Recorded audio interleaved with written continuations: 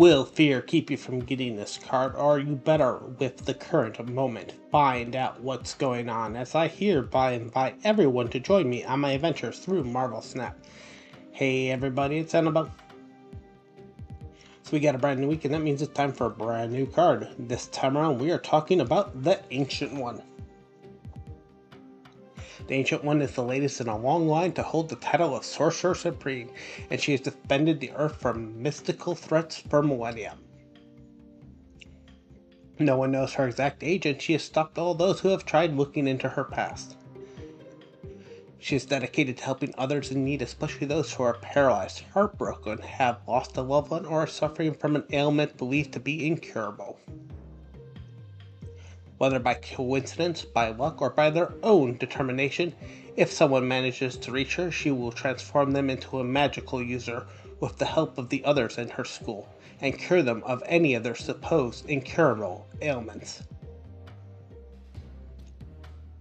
The Ancient One's methods are not always effective, however, and one of her most gifted students did not manage to recover from their emotional wounds, and later on they discovered the secret of drawing from the dark dimension, which was forbidden. This changed them for the worse, and they were kicked out. They then decided to gather a large group of followers that were tired of the old ways and wanted more power with less rules, and now they carry out their nefarious plans for the use of dark magical spells to adjust the entire world to their whims. The Ancient One possesses immense power and is an absolute master in the knowledge of magic, allowing her to perform highly complicated rituals and spells. Apart from her responsibilities as the magical defender of this earth, she also prevents her native reality from all threats from any and all other dimensions in the multiverse, and has successfully prevented countless threats during her long life. Her immense powers are well known throughout the multiverse, and her presence on this earth is significant enough for many evil threats from other dimensions to stay away.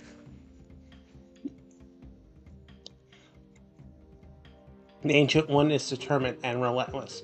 She seeks deep meaning, is a natural people reader, and a thoughtful speaker. She is steadfast but unpredictable, merciless yet kind.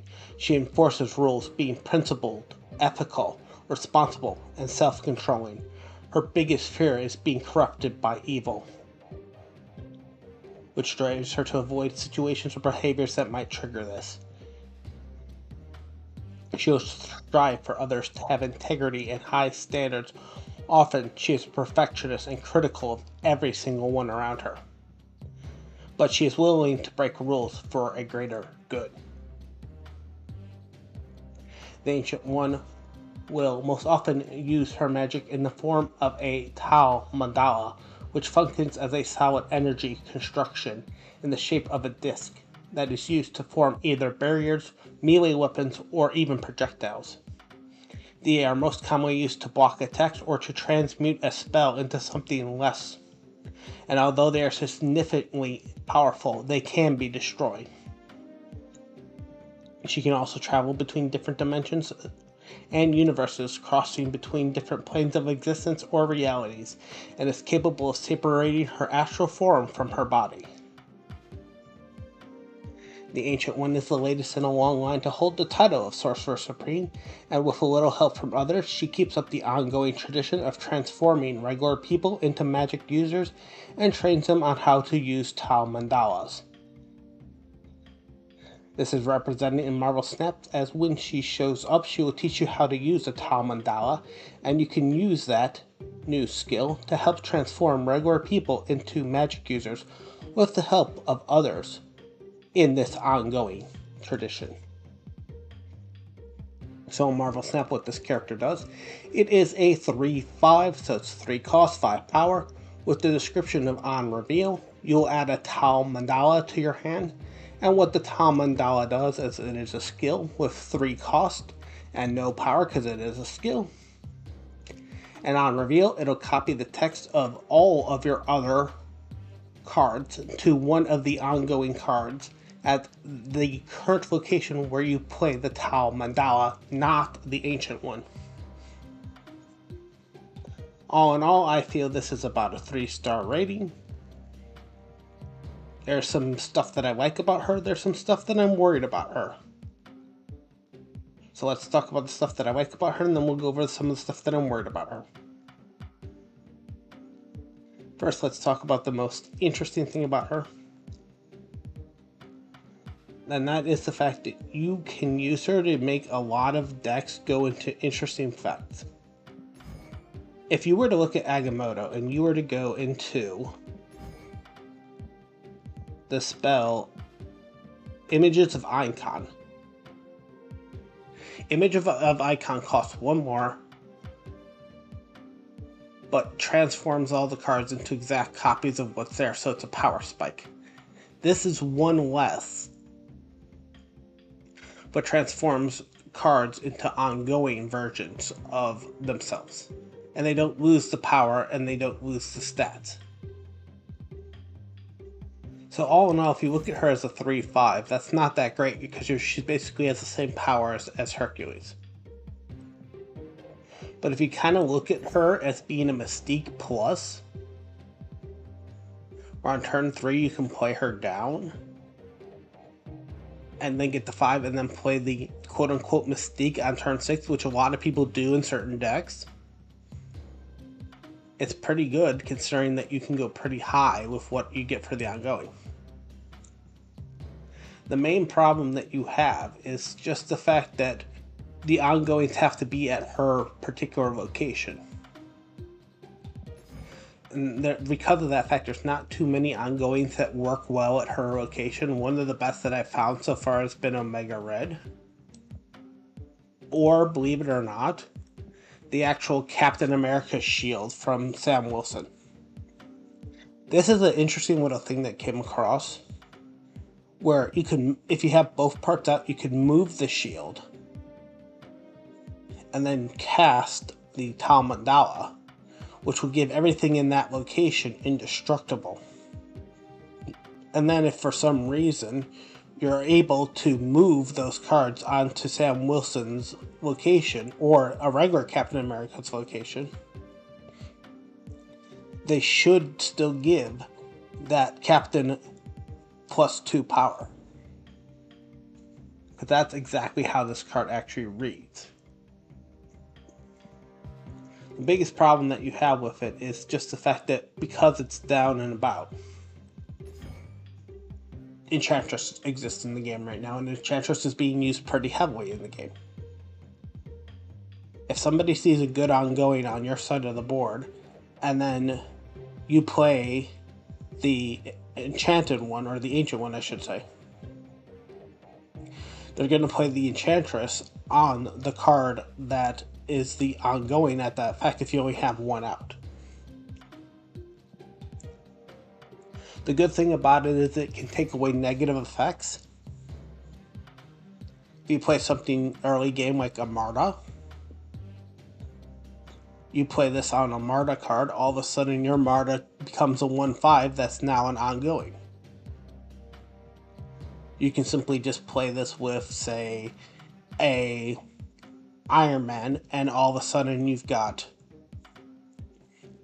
a 1/5 plus your Iron Man, and then it doubles, and then it doubles. So that makes just those 3 cards alone be 20 points of power. And that's not that hard to come by at the end turn. One of the other things you can look at doing is some sort of manipulation with power. Either you can do stuff like Ravonna Renslayer, which will go across the board, which is an early game card that you can look into, which can really bring down some of your bigger things that have weird costs behind them. One of the other things that you can look at is the Silver Surfer. Since she is 3 herself, she's really easy to be buffed by Silver Surfer, and she works decently well with the Wong that you already would normally run in the Silver Surfer deck. So if you play her on 3, play Wong on 4, and then play the Tao Mandala and then the Silver Surfer, you're getting a pretty big boost out of those cards.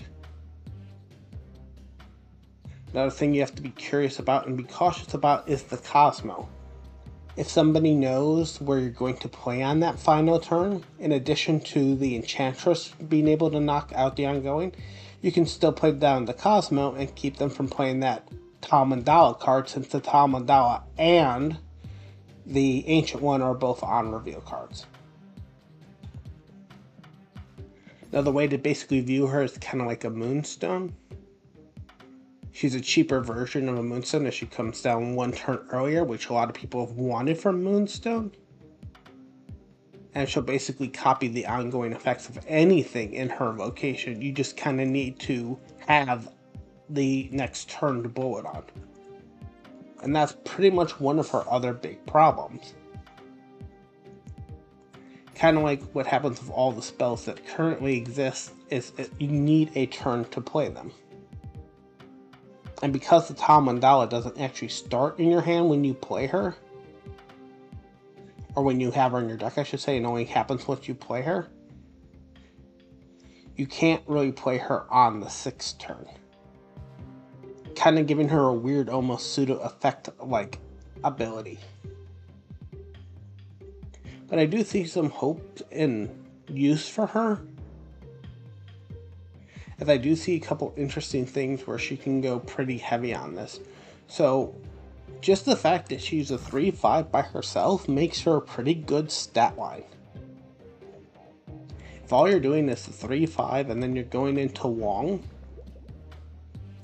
with the Silver Surf from the Tao Mandala, that means you've got at least 2 Wongs going on there, which is the same as if you ever played a Mystique on that location. And then the fact is that the Silver Surfer will also get the Wong effect. So the Silver Surfer, and then it'll capture the Wong effect, which is better for stuff like Ravonna Renslayer. But if you've ever tried to stick a Mystique in your deck and play her down on 6 to get that trick little 6 turn, this is basically the same thing as having an extra Mystique in your deck for that trick little 6 turn. So all in all, I think she may be a better card than everybody's given her help for.